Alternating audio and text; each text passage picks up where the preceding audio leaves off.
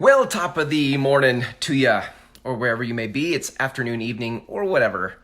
I'm Chris Angel coming at you with another episode of Marketing for the Rest of Us. I'm trying something new today. I'm gonna tell you what I'm trying because I want you to come along the journey with me. So, I am now branching into 4 forms of media, right? So today I started with a text post and an image on my Facebook profile that you can see, and it talked about my faith had gotten lazy. Now, I want to take that conversation. You can go look at that post and read it, but I want to take that conversation to the next level now inside of this conversation of marketing. And the problem, I want to expose the problem and the possibility inside of that, but we're calling this particular episode Faith-Based Marketing. This does not have in any way a connotation of spirituality. This is not a Christian conversation, a Jewish conversation, or religious conversation in any way. But we are going to unpack where faith plays a role inside your marketing. So to do that, let me start with where I feel like not only have I been stuck, but where I see others get stuck. Okay, the first problem that pops up for people in business as it relates to marketing, right, is that there's all sorts of doubt. We doubt ourselves. We have all sorts of evidence throughout our life of where we failed, where we fell down, where we didn't make the cut, where we weren't good enough. And all of that begins to create doubt. Now, if you go back to my written post on my profile today, you'll actually see, like, for me, going through life, like when I got into adulthood, when I started adulting and I had to figure life out, I went from this place in my late teens and early 20s of blissful faith that could move mountains to a lost soul in a big sea of what am I supposed to do and who am I and what skills do I have to offer the world and how do I produce a result? And as I failed forward through all of that, I just kept finding that there was hurdle after hurdle, and it robbed my joy and it shook my faith, right? Like I started to doubt myself. Faith by its very nature is hope for things unseen, evidence of things hoped for, right? And the substance of things unseen. And in my late teens and early 20s, even in the beginning of my business life, right, at the age of 24 when I got into business, I went into business with this indomitable faith. I went in with this evidence of things hoped for and certainty of things unseen. I went into it with all of this, like, of course that's going to happen. And then when it didn't, it rocked me to the core. And this is where the problem set in. The problem was that it created a ton of doubt. And the more failures I accumulated, the more doubt set in. By the way, this is the nature of the human experience, by the way, right? We all get to live our hero's journey. We all get to go through life and experience the failure in order to find ourselves again. That is the entire hero's journey. You fail in order to find yourself. So with the first problem being the self-doubt that sets in, the second problem that kicks in is that you stop taking risks, right? Where in my early 20s, I would take a risk. I remember when I got into real estate, that was the first business I stepped into. I was sure that I would make millions in a matter of months, only to find out that within 3 months of being in real estate, I completely depleted my reserves. I had no reserves. I was newly married. My wife was like, "Why are you doing this?" We had very colorful conversations in the beginning of our marriage, because there was our financial life was unpredictable and uncertain.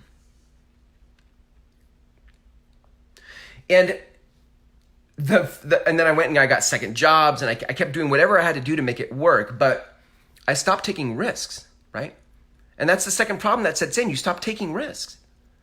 And the third, and listen, if you're in business, you stop taking risks, that's a problem. Because the third problem then that sets in is you stagnate. When you stop taking risks, you start to stagnate in your personal growth and development, in your spiritual growth and development, in your business growth and development. Like, it all starts to stagnate. And when it stagnates, it gets kind of stinky, right? Your thoughts get stinky, your financial situation gets stinky, your relationship with your spouse might get stinky, all of it. And then from there, the fourth problem that sets in then is when things are stagnated and things are stinky, you not only do you start to play small, you keep playing small. You keep finding ways to shrink.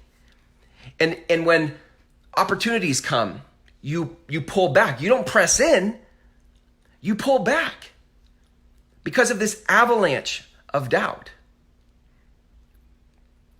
Why? All because your faith got rocked. Your faith got bamboozled. Your faith got destroyed in this thing called life. And obviously you, my tribe, my audience, we're business people. So you know more than most. I think business does a doozy on us in business. But here's the reward. On the other side of that entire avalanche of self-doubt, this is why we stay in the game. You know why I stayed in the game through all of that doubt? I stayed in it, right? Because I saw something better. I saw a possibility. And as it got darker and darker and darker, the further in the journey I went, it was that little glimpse of light, that little glimpse of like, this is what it's for, the destination, where I'm headed, the promised land, where I'm going.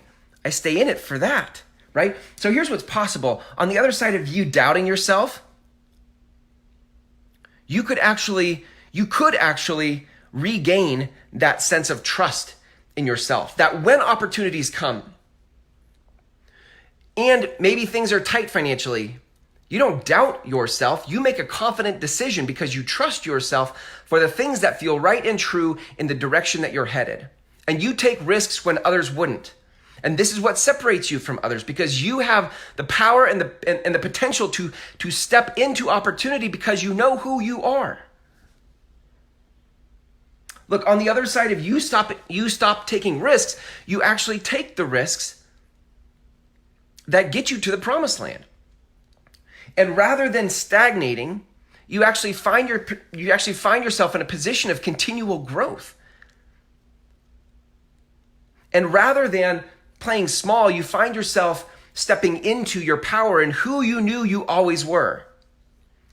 This is the thing for those of us who are visionaries in business. Like we know ourselves, we know in our heart of hearts back here that we were made for greatness. We see others who are further down the road than we are, and we go, I should be there. That's who I'm supposed to be. And then if we don't unlock ourselves from this doubt and into what's possible, right? If we don't step back into the faith we had when we started this journey, then what happens is we start to resent the success of others, right? And we come up with our own conspiracy theories about why we're stuck. And then we go round and around in our head, this crazy doom loop of thoughts that we have.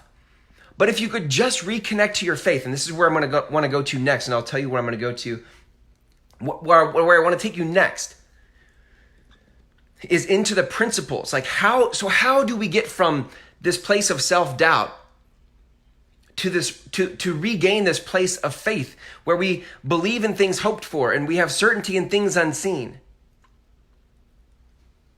Well, that's what we're going to cover. I'm going to go through that and I'm going to put that in an audio form, right? So I'm going to leave you here with this to chew on. And then where I started today was with a text post and my image. And I wrote to you about the laziness of my faith. I've now picked it up in this Facebook Live where I've talked about the problem and the possibility inside of faith-based marketing, right? Marketing that is done from a place of you believing in yourself and believing in things hoped for and yet unseen. And I'm going to pick it up next inside of an audio where you can just simply listen, whether you're walking or you're in your car driving. We're going to pick it up in an audio where I actually walk you through the principles of how we get from here in the self-doubt place, playing small, to over here where we trust ourselves and we play big. And I'll pick it up with the principles inside that audio.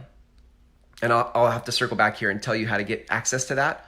But once this becomes a pattern for us, you'll actually just know where to go to listen to the principles. Okay. But since this is the first time we're doing this, playing with this format, I will have to circle back here and link it up for you so you can see where to listen to the principles of how to get from here to there. Thanks for hanging out with me today in another episode of Marketing for the Rest of Us. Until tomorrow, when we go live again, have a great day, and here's to your faith-based marketing.